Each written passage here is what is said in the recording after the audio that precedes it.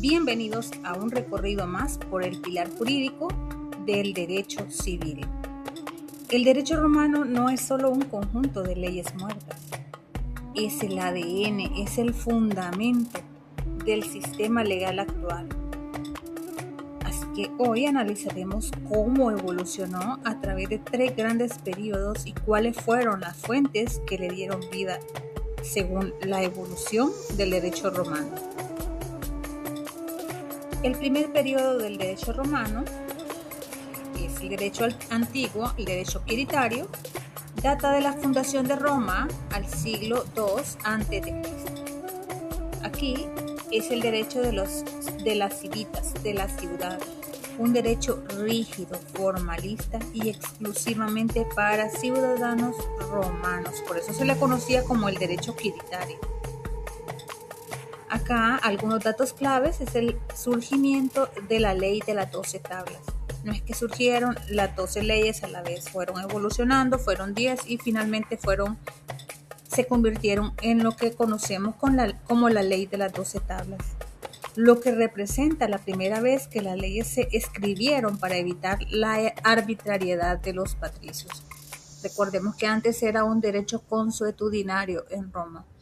Luego un grupo de jurisconsultos romanos viajaron a Grecia y de allá proviene lo que conocemos como la ley de las 12 tablas. Algunas características de este derecho, del derecho quiritario, es que predomina la costumbre y un carácter religioso predominante. Posteriormente evoluciona ya en el derecho clásico, comprende el siglo II a.C. al siglo III después de Cristo. Esta es conocida como la época de oro, la época dorada. Roma se expande y el derecho debe volverse flexible. Nacen nuevas formas de hacer comercio, nuevas formas de pago, etc. Entonces, para regular las relaciones con extranjeros con el ius gentium, debían flexibilizar las leyes. Algunas características de este periodo del derecho clásico es que aparece la figura del pretor y la jurisprudencia, y alcanza su máximo esplendor con juristas como Ulpiano, Paulo y Modestino. Acá se busca la equidad más que la forma rígida que teníamos en el derecho quiritario anteriormente. Finalmente, en la otra etapa del derecho, conocido como derecho del Bajo Imperio, que constituye del siglo III después de Cristo a la muerte de Justiniano, allá por el 565 después de Cristo. Este periodo también fue llamado periodo posclásico o derecho vulgar. El poder se centraliza totalmente en el emperador. Entonces la compilación de Justiniano, el Corpus Iuris Civilis, es uno de los hitos claves acá, es uno de los hitos sobresalientes en esta etapa del derecho del Bajo Imperio. Algunas características es la influencia del cristianismo. Recordemos que el poder se centraba totalmente en el emperador.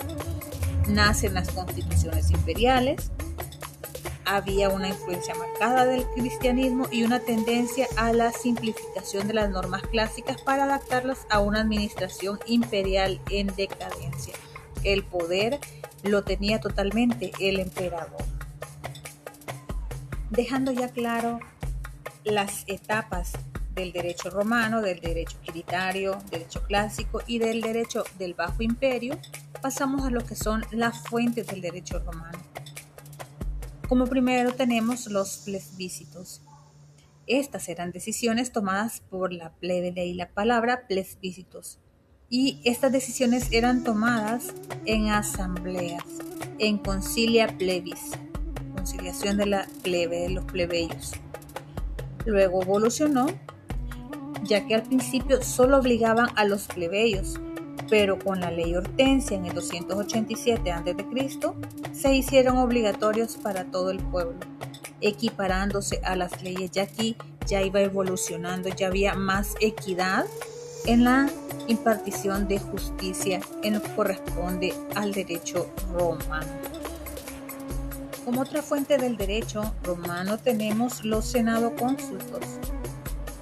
Estas eran medidas legislativas emitidas por el Senado.